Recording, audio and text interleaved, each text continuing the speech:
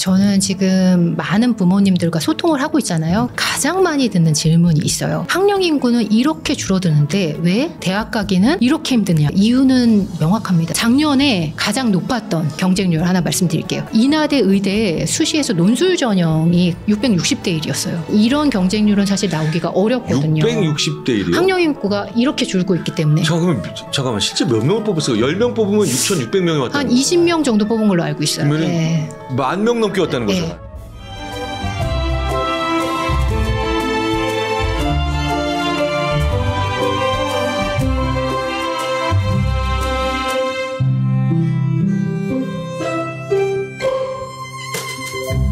안녕하세요. 네, 안녕하세요. 네. 이렇게 귀한 시간 내주셔서 감사합니다.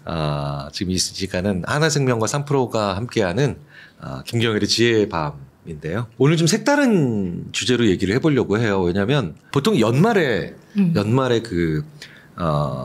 대입 개편안이 많이 발표되는데 2028학년도 대입 개편안이 발표가 작년인 2023년 연말에 되었는데요. 저도 대학에 있으니까 그런 거를 입학과 관련된 업무를 좀 하다가 보니까 작년에 또 여러 가지 또 변화가 많아서 논란도 좀 있었고 논의할 사항도 많았었는데, 자 이제 대학 입시 제도가 어떻게 변했는지는 한국의 문화와 생활을 이해하는 데 필요한 그런 키워드가 아닐까 싶어서 제가 도저히 해드릴 수가 없는 영역의 분야라서 정말 어렵게 모셨습니다. 이 주제가 주제인 만큼 정말 이 분야에 탁월한 전문가를 모셔야 되는데, 전 조선에듀 편집장이자 현재는 교육대기자 TV를 운영하고 계신 방종임 기자님 모셨습니다.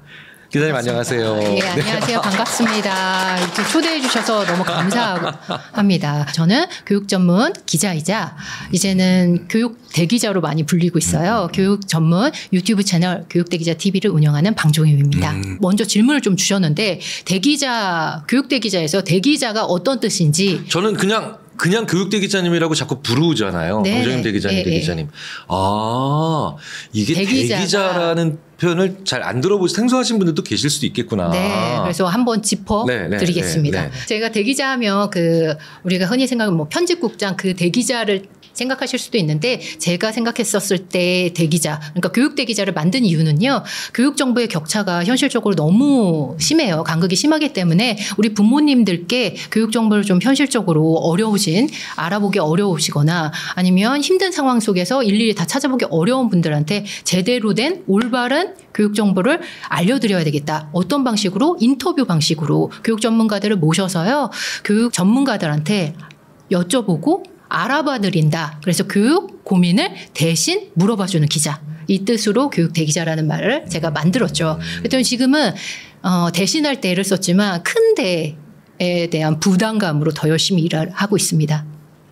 사실 이제 몸매가 저 같으면은 이제 대기자라고 불려도 이제 그게 어렵지 않죠. 워낙 크니까. 근데 이제 대기자라고 하면 참 중의적인 여러 가지 뜻으로 해석이 돼서 조금 그때그때 맞는 의미로 사용돼도 괜찮다 싶을 정도. 네, 근데 아직 큰 데는 아닙니다. 네. 열심히 하고 있죠. 예. 대기자가 되기 전에 대기하시고. 대기하는 상황입니다. 자, 그러면 이제 조금 작년 말에 발표됐던 2028년도 대입 개편안, 이게 이제 중3, 지금 이제 올해 기준으로 올해 중3입니다. 네. 그분들 얘기를 좀 먼저 해봤으면 좋겠습니다. 어떤 게 가장 중요한 변화이자. 요번에 중3은 대입이 굉장히 많이 바뀌어요. 그래서 이번 시간을 통해서 지금 중3 이 친구들이 대학을 갈 때죠. 지금 말씀드린 수능과 수시에서 핵심축인 내신, 수능과 내신의 체제가 다 바뀝니다. 둘 다 바뀌어요. 하나만 바뀌는 게 아니라. 벌써 불안해졌어요.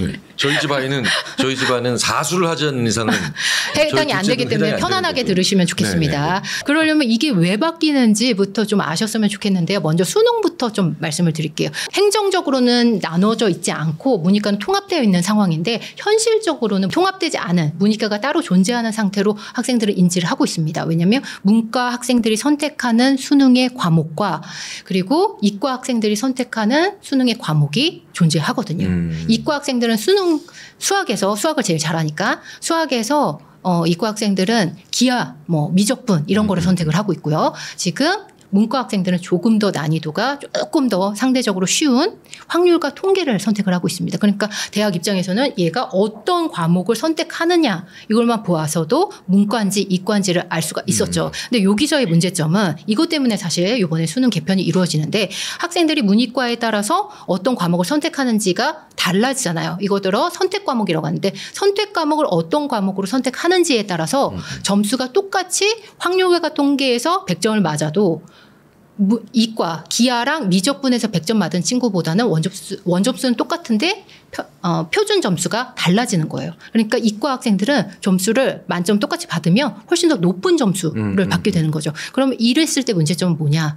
이 높은 상대적으로 문과 학생보다 높은 이 점수를 바탕으로 이과랑 같이 경쟁하면 이게 상대적으로 경쟁력이 떨어지잖아요. 문과로 다 넘어오는 겁니다. 넘어오는 거예요. 그래서 대학을 좀 더 레벨업을 해서 문과 학생들이 지원할 수 있는 뭐 경영학과, 상경계열 그쪽으로 다 넘어오다 보니까 문과 침공 현상들이 나타나고 있는 거죠. 그래서 선택 과목을 어떤 과목을 선택하는지에 따라서 유불리가 나타난다. 아, 이게 문제구나. 교육부에서 인식을 하고요. 이거를 요번에 여러 가지 수능에서의 문제점으로 나오는 것 중에 이거를 요번에 바꿔보자 해서 문과, 이과 선택 과목 다 없애버리고요.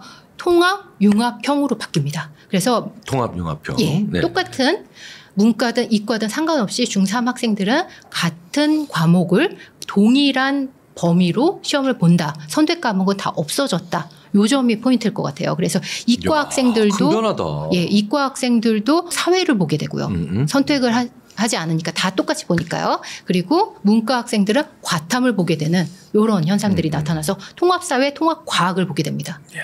이 점이 달라졌어요. 지금 중3이면은 2009년생이 대부분 친구들 텐데요. 야, 그 친구들은 예, 문이과 통합 시대에 큰 맞춘 변화를 맞이하겠구나. 선택 과목을 없애고요. 통합형으로 보게 된다. 이 네, 부분이 수능에서의 가장 큰 핵심축이라고 말씀드릴 수 있을 것 같고요.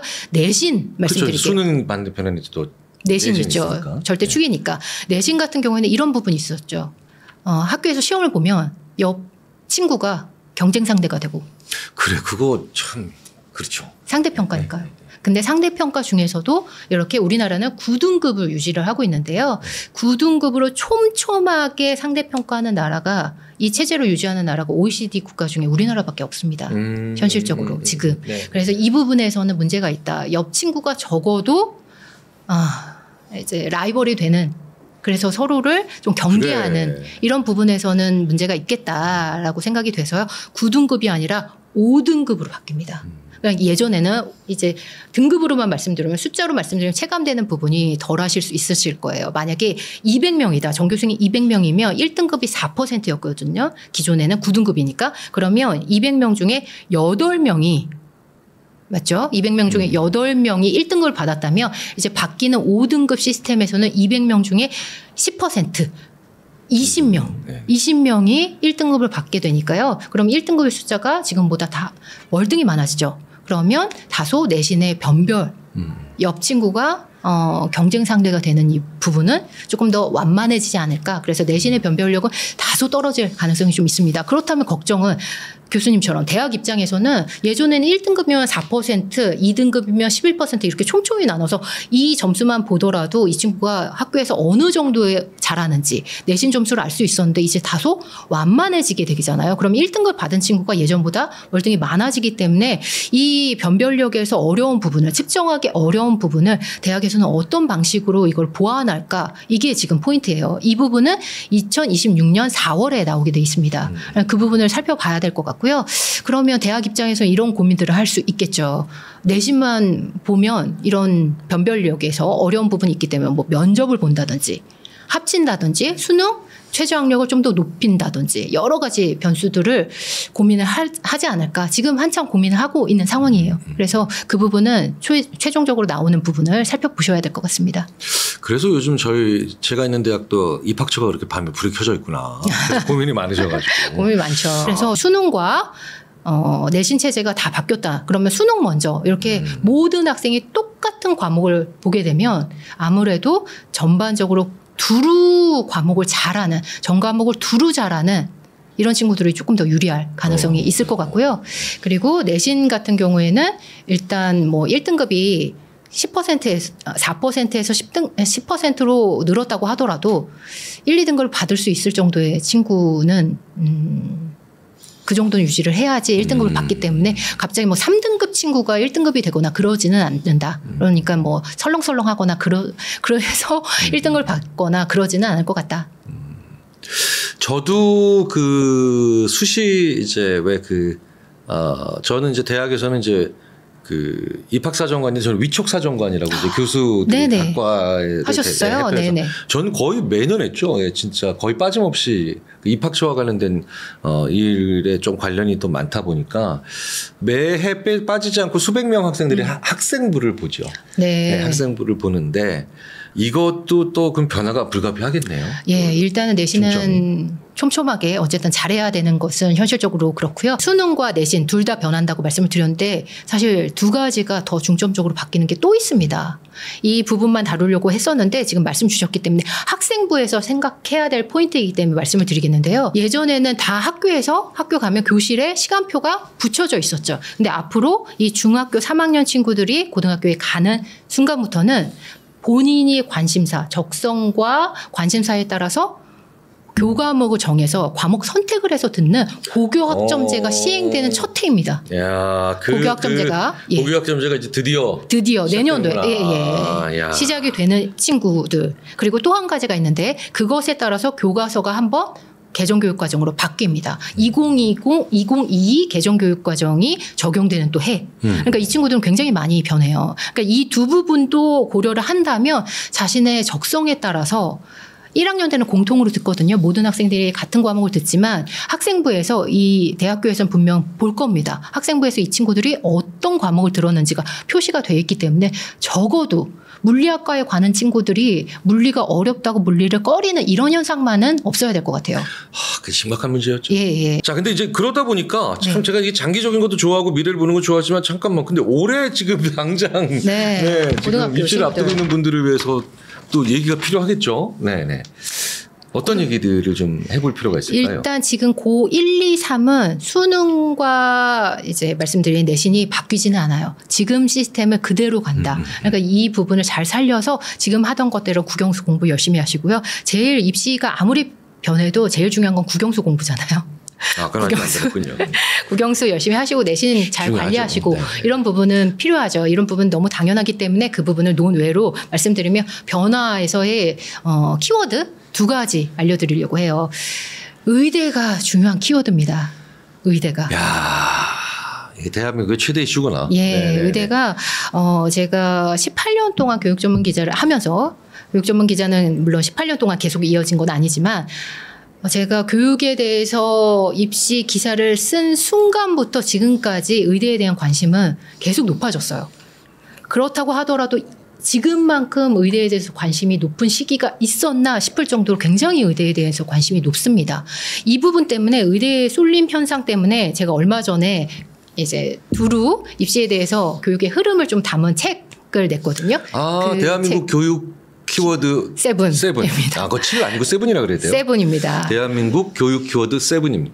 거기서 첫 번째 키워드로 의대를 다뤘어요. 그만큼 의대가 지금 그만큼 큰 변수구나. 입시에 주는 영향이 어마어마합니다. 그게 정말 뭐 1000명일지 2000명일지 아직 뭐 확실히 모르지만 이렇게 수험생 수가 줄어들고 있으니 그 임팩트는 예전보다 2배, 3배 더 커질 수도 있고 그 명수 자체만. 그렇죠. 의대 정원 확대와 상관없이 그 전부터 저는 이 의대 정원 확대를 염두에 두지 않고 썼는데. 안 했는데도? 의대가. 그러면 책에 있는 내용보다도 더. 그렇죠. 더 지금이 더 높아진 상황이죠. 현관판 쫙쫙 가보면서 봐야 되겠네요. 의대 입시를 저는 이렇게 표현했어요. 의대 블랙홀이라고. 최상위권을 다 빨아들이고 있습니다. 최상위권을. 꽤 된 현상이죠. 물론 저희 때야 뭐 이제 각 대학 특히 이제 서울대학교 수석 뭐 자연계열은 거의 물리학과 쪽이었는데 이제 그게 이제 90년대부터 이제 맞습니다. 넘어가고 이제 한의대가 잠깐 올라왔지만 이제 한의대도 요즘 많이 고전하시는 것 같고. 의대는 월등하고요. 의치한 약소라고 부르는데요. 메디컬 계열의 인기는 굉장히 높습니다. 근데 의대는 월등해요. 그 중에서도. 근데 그동안 인기가 높았지만 2번에 말씀하신 것처럼 2번의 분기점이 있었는데요. 첫 번째는 IMF 이후에 의대 쏠림이 나타났고요. 전문직 선호 현상이 나타나면서 의대에 대한 관심도가 높았고 첫 번째고 의학전문대학원이 학부 전환하면서 그 다음부터 그때는 저도 이제 또 대학에 높아졌죠. 교수였으니까. 예. 근데 지금은 그것보다 더 높은 것 같아요. 그래서 제가 말씀드린 것처럼 예전에도 인기가 있었지만 예전에 서울대 물리학과가 단연 1등이었는데 요즘에는 그렇지 않고 한 1에서 10위까지는 다 무조건 의대, 주요 의대가 뭐 포진해 있는 의대까지 다 채우고 그렇죠. 그다음에 서울대학교 뭐 저기 그리고 물리학과는 그 사이에 인기가 많이 떨어졌고요. 네. 그 정도로 의대에 대한 쏠림 현상이 블랙홀이라고 표현할 정도로 굉장히 강력합니다. 근데 이게 네 가지를 바꿔놨어요. 네 가지를 하나하나씩 짚어드리면 첫 번째 경쟁률을 바꿔놨습니다. 첫 번째는 경쟁률이요. 지금 수험생이 작년에 수능을 본 인원으로 따지면 50만 명이 조금 넘습니다. 근데 학령 인구는 이렇게나 줄고 있잖아요. 뭘로 채웠을까요? 재수생들이 채웠습니다. 그래서 의대에 대한 관심도는 굉장히 높기 때문에 그렇지. 재수생이 된다는 건 곱하기 2가 된다는 거지. 한 사람은 한 사람이지만. 그렇죠. 삼수하시면 곱하기 3 되는 거고 3개는. 네네. 그래서 학령 인구가 이렇게 줄고 있음에도 불구하고 의대에 대한 경쟁률, 수시든 정시든 경쟁률은 넘사벽입니다. 굉장히 높아요. 작년에 가장 높았던 경쟁률 하나 말씀드릴게요. 인하대 의대 수시에서 논술 전형이 가장 높았는데 논술은 게다가 더 높잖아요. 논술은 원래도 높습니다. 근데 그중에서 의대니까 나타났던 현상이에요. 660대 1이었어요. 네. 660대 1. 잠깐만 실제 몇 명을 뽑았어요? 10명 뽑으면 6,600명이 왔다는 한 20명 정도 뽑은 걸로 알고 있어요. 그러면은 10,000명 넘게 왔다는 거잖아요. 교수님 아주대 의대도 3위입니다. 400명 정도 됐어요. 400대 1 정도. 그러니까 이게 논술하는 날 보면요. 그 전체가 진짜 마비죠. 마비가 돼요. 그래서 다음 날 사진이 이제 포토로 사진이 나오잖아요. 그 정도로 경쟁률이요. 의대니까 나타날 수 있는 특징적인 경쟁률들이 나오고 있습니다. 첫 번째는 경쟁률에서 달라졌고 두 번째는 말씀드린 것처럼 고3 인원이 아니라 재수생 비율이 월등히 높아지고 있기 때문에 재수생 비율이 역대 최고를 매년 갱신하고 있어요. 근데 저는 그중에 상당수가 의대 때문에 들어온다고 모두 다 평가를 하고 있죠. 그래서 작년에 17만 명 정도 재수생이 들어왔는데요. 제가 봤을 때 올해는 더 늘어날 가능성이 있어요. 의대 증원 때문에. 그리고 그걸 보고. 그럼 게다가 근데 이게 사실은 이걸 지금 있는 현상을 정확히 말씀해 주시는 거지 이게 옳다라고 전적으로 말씀하시는 게 아니잖아요. 지금 네 가지를 변하고 있다 이런 부분으로 말씀을 드리는 겁니다. 왜냐하면 지금 그만큼 그러니까 그 많은 재수생들이 어디서 오냐면 사실 상당수가 자기가 등록하고 입학한 대학으로부터 오는 거잖아요. 네. 그래서 세 번째가 중도 탈락률이 또 높아지고 있어요. 하시려고 했던 거고. 네. 대학교를 다니고 있던 친구들이요. 3학년, 4학년 친구들. 1, 2학년뿐만이 아니라 3학년, 4학년 친구들도 다시 한번 3, 4학년도. 다시 한번 재수를 해서 의대로 가야 되겠다. 라는 생각을 하고 있는 친구들이 너무 많아진 것 같아요. 그 부분은 저는 좀 안타까운데 그래서 고등학교 때 적성에 대해서 한 번이라도 생각했던 친구면 좀 대학교 때 자신의 전공을 생각해서 들어갔을 텐데 그런 시간들이 별로 없다 보니까 대학교 가서 이 학과가 맞는지에 대한 충성도를 못 느끼는 친구들이 너무 많아진 것 같아요. 그래서 이 친구들이 다시 중도 탈락을 하고 학교에서 그냥 그만두고 재수를 하는 친구들이 너무 많아져서 아니면 내지는 반수하는 친구들 대학 캠퍼스에서 수능을 준비하는 친구들이 많아져서 요즘에 신조어로 이런 말이 있어요. 캠퍼스에서 수특표 수능 특강이라는 EBS 교재를 피는 친구들이 너무 많아진 거죠. 캠퍼스에서 다시 재수를 공부하는 친구들이 많아졌습니다. 뭐라 그럴까요? 좀 착잡해지네요. 그리고 네 번째는 사실 더 착잡한 얘기예요. 현실적으로 지금 50만 명이 좀 넘는 수험생에서 전국의 의대에 3,000명이 들어갑니다. 매년 해마다 3,000명 정도를 의대에서 뽑거든요. 굉장히 치열하죠. 굉장히 치열해요. 그러다 보니까 현실적으로 수능에서는 4개에서 4개 주요 의대는 조금 더 높을 수도 있고요. 3개에서 6개 사이를 틀려야지 얘는 의대를 갈 수 있구나라는 생각들을 하고 있고요. 내신으로 따졌을 때는 1.2에서 1.3등급. 그러니까 이게 1.23등급이라고 말씀드리면 체감이 안 되실 수도 있는데 한 학기에 2등급이 1개 이상 뜨면 안 됩니다. 다른 건 다 1등급이어야 되고 이 정도의 치열한 상황이거든요. 그러니까 어떤 친구가 중학교 때 공부를 잘했다고 하더라도 고등학교 입학해서 한 번 실수를 하면 수능으로밖에 이 친구는 수시로는 지원할 기회가 없다고 생각을 하는 거죠. 왜냐하면 내신이 한번 실수를 했기 때문에 그 내신으로는 의대에 지금 현실적으로는 가기가 어렵기 때문에요. 그래서 수능을 일찍부터 준비하려고 학교를 그만두는 자퇴율이 너무 높아졌어요. 여기서의 자퇴율은 검정고시를 보는 그러니까 거죠. 대학교의 자퇴율이 아니라 고등학교를 자퇴하는. 예. 이 고등학교 때가 가장 추억 쌓기 네. 진짜 딱 좋은 때인데. 그래서 지금 이 정도로 의대에 대한 관심도 쏠림 현상이 너무 심해지고 있는데 이 부분을 말씀드리고 싶어요. 이렇게 말씀드리면 우리 애는 최상위권이 아닌데? 근데 우리는 서열화가 돼 있잖아요. 대학교에서. 지금 상황으로는 서울대의 어떤 학과에 합격하고 지방의대에 합격했으면 다 서울대를 포기하고 지방의대로 그만큼 인기가 더 높거든요. 서울대보다 높은 상황입니다. 그래서 그러면 서울대 의대에 자리가 있잖아요. 이 친구가 지방의대로 갔기 때문에. 그러면 이 친구의 빈자리는 연고대가 채우겠죠. 연고대의 빈자리는 서성환이 채우고 서성환의 빈자리는 준경희 씨가 채우고 있는 현실이기 때문에 이 의대에 대한 쏠림 현상은 연쇄적으로 중위권 하위권에도 다 영향을 줄 수밖에 없어요. 근데 여기서 변수는 의대 증원이잖아요. 의대 증원이 2,000명이 된다. 2,000명, 저는 2,000명 늘린다고 말씀드렸을 때 정부에서 발표했을 때 굉장히 놀랐어요. 2,000명이라고? 왜냐면 지금 현실적으로는 3,000명을 뽑고 있는데 매년 어마어마한 수치잖아요. 1.5배 정도 되는 수치니까 정말 2,000명 정도 될지는 아직 조금 상황을 좀 봐야 되겠지만 현실적으로 2,000명은 굉장히 큰 숫자입니다. 그래서 이 2,000명을 놓고 이렇게 생각하실 수도 있겠죠. 그러면 의대에 가는 문이 지금보다 넓어져서 5,000명이나 뽑는 상황이니까 의대 가는 거 쉬워진 거 아니야? 여기서의 변수는 재수생들인데요. 재수생들이 얼마나 들어올지는 좀 봐야 되는데 그것보다 더 중요한 변수는 재수생이 단순히 고등학교 4학년생, 그러니까 대학교 1학년생이 아니라 직장인들이 들어올 가능성이 높다라는 점이 달라진 것 같아요. 요즘에 의대를 직장인들이 다 하시더라고요. 약간 일종의 탈출구로 생각을 하시는 분들이 많아지신 것 같아요. 예. 들어요. 그 부분에서는 고려할 부분이 제가 오히려 답을 좀 답까지는 아니지만 왜냐하면 저는 이제 성인의 세계를 보니까 그러니까 어떤 직업을 가지면 모든 게 해결된다라는 게 이게 얼마나 바보 같은 생각이냐. 그리고 사실 이 과학기술이나 아니면은 기술개발사들을 연구하는 그 사람들은 늘 하는 얘기입니다. 지금 자녀가 있는데 자녀의 직업을 정할 때 가장 고려하면 안 되는 정보는 부모의 말, 뭐 이런 거 정말 뭐 늘 나오는 얘기죠. 늘 나오는 얘기죠.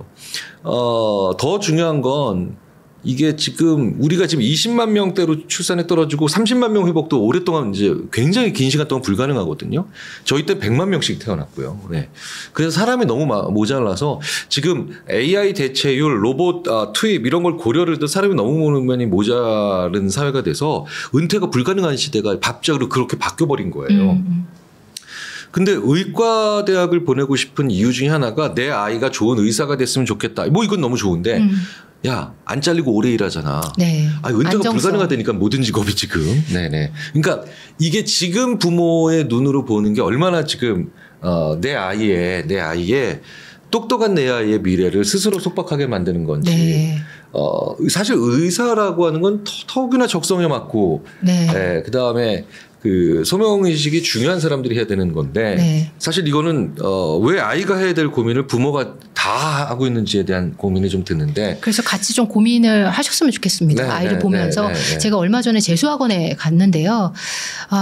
예전에는 재수학원에 가면 재수생, 3수생 정도까지 있었어요. 근데 요즘에는 의대 때문에 장수생의 비율이 너무너무 많아진 거죠. 마치 사법고시 보는 것처럼 의대를 지원하는 친구들이 너무 많아서 나중에는 이 친구들을 보면 자신감이 너무 많이 떨어져 있는 거예요. 과연 이게 맞는 일인가? 라는 부분에서 제가 생각이 굉장히 많아지더라고요. 그리고 일단 대학 20대, 30대 친구들도 취업을 했는데도 불구하고 이 길은 내 길이 아닌가 봐 해서 다시 턴하는 친구들이 그렇다면 뭐가 좋지? 평생 할 수 있다던데 의대로 가볼까? 해서 지원하는 친구들이 너무 많아서 이 부분은 단순히 그냥 의대가 는다 어떤다 경쟁력 이렇게만 볼 게 아니라 우리 사회가 우리 부모님들이 한번 이 의대 문제를 어떻게 바라봐야 되는지 우리 아이한테는 어떻게 내가 얘기를 해주는 게 맞는지 그리고 앞으로 AI가 이렇게 발전을 해서 많이 대체될 텐데 그런 시대에도 정말 의대가 지금처럼 인기를 갖는 게 맞는 건가라고 한번 생각을 해보시면 너무 좋을 것 같아요. 우리 인간을 들어서거든 만 가지 직업 중에 하나일 뿐이다라는 말씀을 드리고 싶지는 않지만 9,999개의 다른 가능성을 가지고 있는 우리의 20만 명, 30만 명밖에 안 태어나는 우리 젊은 세대들, 우리 후속 세대들이 한 가지 길로 이렇게 바늘구멍으로 들어간다라는 건 맞지 않는 생각 같은 건 분명한 것 같습니다. 그리고 포인트가 하나가 더 있는데요. 네. 이 의대 증원이 얼마나 늘어날지는 아직 확정할 그렇죠. 수는 없지만 지금이 2024년 상반기지만 여전히 변수가 많아서 여전히 변수가 많아서 이 부분은 지켜보셨으면 좋겠고요. 근데 만약에 정부의 발표대로 늘고 근데 플러스 알파로 그중에서 어떻게 드냐 지역 인재 전형이 확대돼요. 지역 인재로 많이 뽑을 거거든요. 그래서 이렇게 의대 정원이 늘어나는 부분에서 가장 크게 수혜를 보고 관심을 좀 뒀으면 좋겠는 대상은요. 지역에서 어느 정도 공부를 잘하는 친구들은 의대에 갈 가능성은 일단은 월등히 높아졌습니다. 그래서 이 의대에 증원하는 이유가 있었죠. 지역 필수 의료 시스템을 붕괴하지 않았으면 좋겠다. 이 부분에서 많이 좋은 인재들이 의대로 가서 지역의 의료를 많이 토대를 좀 닦고 기반을 좀 닦는데 많이 좀 관심을 가졌으면 좋겠습니다. 이건 제가 있는 대학도 마찬가지입니다. 지금 이제 자유전공학부 개설되는 건 요새 또 다른 이슈죠. 첨예하다. 하여튼 굉장히 또 이제 중요한 이슈로 다뤄지고 있죠. 교육부가 맨 처음에는 무조건 해라 했다가 지금은 너무 갑작스럽게 올해부터니까요. 바로 너무 당장하면 여러 가지 대학 입장에서는 부담이 있기 때문에 인센티브를 이렇게 무전공 선발을 확대하는 대학에 인센티브를 우리가 주겠다. 가산점을 주겠다. 이렇게 조금 한 발 물러선 입장이긴 한데 어쨌든 정부에서 무전공 선발을 계속 확대하라. 이유는 그동안 우리나라 고등교육이 전공별, 학과별로 너무 분절돼 있었잖아요. 근데 대학교에 들어갔을 때 이 친구들이 졸업하는 그 학과가 본인이 취업하는 거랑 너무 전공 불일치가 많았던 거죠. 이걸 어떻게든 좀 바꿨으면 좋겠다라는 취지에서 이렇게 나왔는데 제가 걱정되는 부분은 이런 부분이에요. 고교 학점제가 도입이 돼서 학생들의 고등학교 때 전공에 대해서 한번 생각해 봤으면 좋겠다. 그래서 전공을 좀 뾰족하게 다듬었으면 좋겠다. 이런 부분이 있었는데 대학교 때 그거를 찾아보라고 기회를 준 거잖아요. 그럼 고등학교 입장에서는 고교 학점제에 대해서 그렇게 포인트를 둬도 되는지 그런 부분이 좀 많이 공감을 하시네요. 이런 부분이 지금 이슈로 많이 나오고 있어요. 고민 2번 해도 되죠. 물론 고등학교 때도 찾고 대학교 때도 찾아서 딱 매치되면 너무 좋겠죠. 근데 조금 너무 갑작스럽게 하지 않나라는 생각이 있는데요. 어쨌든 지금 강제로 하지는 않겠다고 발표를 한 상황이니까요. 어쨌든 대학은 지금 굉장히 많은 논의를 하고 있고요. 다양한 의견이 논의되고 있고 또 때론 충돌하고 있고 대학도 그래서 요즘 뭐라 그럴까요? 약간 혼돈의 시기. 네네. 그래서 이 무전공 선발은 대학 구조 조정하고도 연결이 돼 있죠. 기초학문에 대해서 어느 정도까지 생각을 해야 되느냐. 그렇죠.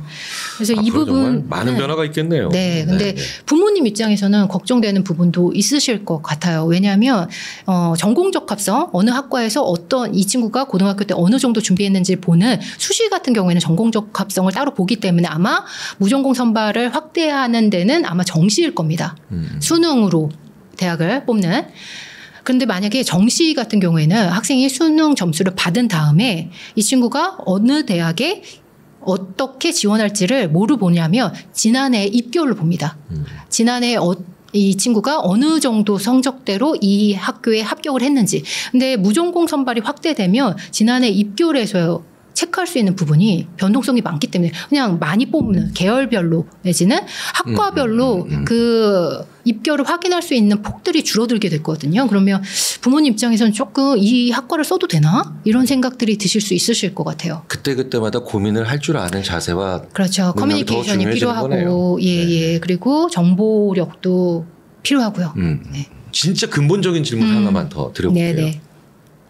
사실 이건 제가 저에게도 그 스스로 던지는 질문입니다. 왜냐하면 제가 대학의 구성원이잖아요. 대학의 구성원인데 정말 이 대학이라는 곳을 정말 어떻게 생각을 해야 될지. 네. 그러니까 우리 대기자님의 답이 정답일 수가 없죠. 누구도 정답은 낼 수는 없습니다만 다양한 답은 우리가 대답을 고민해보고 또 고려를 해봐야 되잖아요. 우리가 대학을 어떻게 바라봐야 될까요?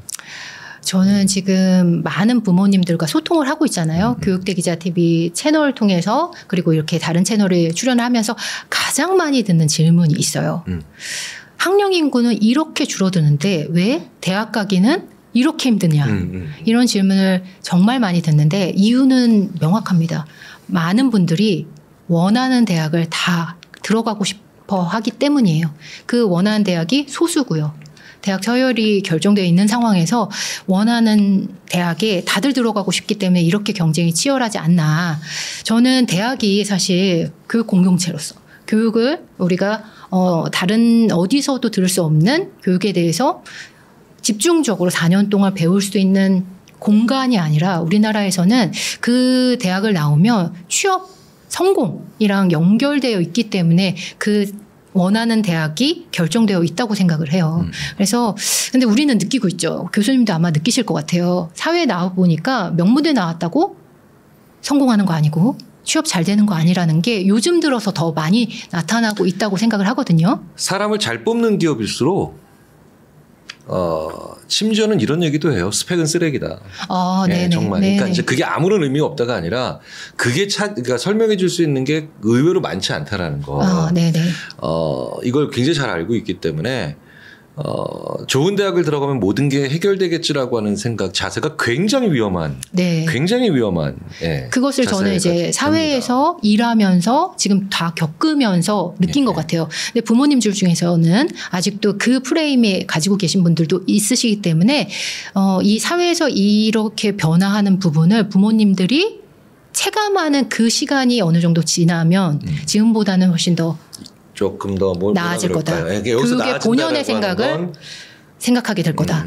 예. 그렇죠. 네, 뭐 저도 전적으로 동의합니다. 그러니까 좋은 대학을 들어가는 게 아무 소용없다는 얘기가 아니거든요. 네네. 좋은 대학이 무엇인가에 대한 정의도 필요하고, 우리 제 정의도 필요하고, 좋은 대학을 나오면 모든 게 해결된다라고 하는 단순한 생각이 얼마나 오히려 내 자녀의 미래에 또 안 좋은 영향을 미칠 수 있는가도 생각을 해봐야 되고. 요즘 들어서 더더욱 그렇죠.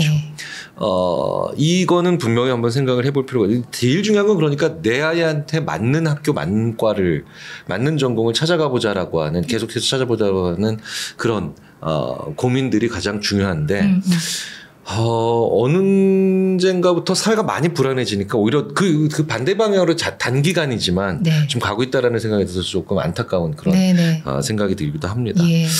자, 오늘 정말 중요한 정보도 많이 주시고 더 생각거리도 많이 주셔서 단순히 우리가 뭐 입시에 대한 어떤 정보를 들었다라기보다는 우리의 교육을 어떤 식으로 생각해 봐야 되는 또 한 번의 또 소중한 시간이 마련된 것 같아서 저는 의미가 있었는데 좀 끝으로 한 말씀만 좀 더 부탁드릴게요. 어떤 소감이 좀 어떠셨나요? 네. 저 이렇게 초대해 주셔서 너무너무 감사하고 이렇게 오픈 스튜디오에서 말씀 나누는 거는 처음이어서 설레기도 하고 긴장도 되고 그런 시간이었던 것 같습니다. 우리 부모님들 우리 입시 많이 바뀐다고 하면 너무 많이 불안한 것 같아요. 그리고 막연하게 모르게 되면 불안감이 더 증폭되는 게 현실적으로 너무 많아서 바라건대 입시가 덜 바뀌었으면 좋겠고요. 그리고 덜 바뀌는 상황에서 우리 부모님들이 교육에 대해서 관심이 조금만 더 있으셔서 이렇게 변하는구나. 이런 상황에서 우리 아이들은 얼마나 힘들까 또 한 번 더 생각하는 그런 시간들이 있었으면 좋겠습니다. 올해 교육 키워드 7 내셨는데 대한민국 교육 키워드 7. 네, 대한민국 교육 키워드 7. 내년에도 또 내셔야 되네. 야, 이거 잠깐만. 김난도 교수님 트렌드 코리아에 필적하는 또 다른 지금 시리즈가 나오겠네요. 많이 바뀌면 또 내겠습니다. 많이 바뀌면. 바뀔 때마다. 낼 것 같죠? 내주셔야 또 저희가 읽어보죠. 오늘 하신 말씀들의 대부분이 다 거기 또 들어가 있으니까. 네, 들어가 있습니다. 읽어보시면 또 도움이 될 것 같습니다. 자, 오늘 기자님께서 출연해 주셔서 정말 오늘 새로운 각도로 또 새로운 고민을 해볼 수 있는 좋은 시간이었는데요. 오늘 방송은 TVN 드라마 일타 스캔들 기억나시죠? 네, 일타 스캔들. 네. 그 일타 스캔들 속 대사로 한번 마무리해 보도록 하겠습니다. 그 극 중에 일타 강사로 출연하는 배우가 바로 정경호 씨죠. 정경호 씨인데 학생들에게 수학 불안에 대해 설명하는 장면이에요. 네, 저도 방송을 보면서 그때 참 인상 깊었는데 한번 들어보시죠. 너희들 수학 불안이라고 알아? 수학 문제만 보면 막 심장 뛰고 곁땀 나고 그러는 거. 수학 불안은 일종의 심리학적인 증상인데 수학 실력하고는 아무 상관이 없어. 단순히 수학은 어렵다 생각해서 그런 거야. 그 말은 즉 수학을 못해서 불안한 게 아니라 불안하기 때문에 수학적 사고가 잘 안 된다는 거야. 사는 것도 마찬가지 아닐까? 인생은 어렵다, 힘든 거다, 헬이다. 이렇게 지레 겁먹으면 진짜 인생 헬 되는 거야. 인생은 살만하다, 좋은 거다, 힘든 건 잠시고 다 지나간다. 이렇게 마인드 컨트롤하면 불안이 좀 덜해지겠지. 심리학자의 한 사람으로서 100% 동의할 수밖에 없는 그런 대사인데요. 자, 입시제도도 개편되고 또 의대 증원에 무전공 입학 정말 시시각각 변화하는 우리 환경 때문에 불안한 마음도 크실 겁니다. 하지만 불안이 있다라는 건 우리가 그만큼 변화를 하고 더 발전하기 위해서 몸부림치고 있다는 증거고요. 정경호 이 배우님의 말처럼 근데 너무 겁먹지는 마시고 알면 됩니다. 알면 되고요. 자, 다음 주에는 알슨 신잡 2에 출연하셨죠. 네, 저도 너무너무 좋아하는 뇌과학자 장동선 박사님이 본방사수 해야 되겠네요. 네. 오늘 이제 입시와 관련된 대한민국 교육 대입을 중심으로 한 교육 말씀해 주셨는데 장동선 박사님은 학습 성과를 높이는 놀이의 뇌과학 대해서 이야기를 한번 나눠보고자 합니다. 자, 그럼 다음 주 저녁 7시에 뵙겠습니다. 감사합니다. 감사합니다.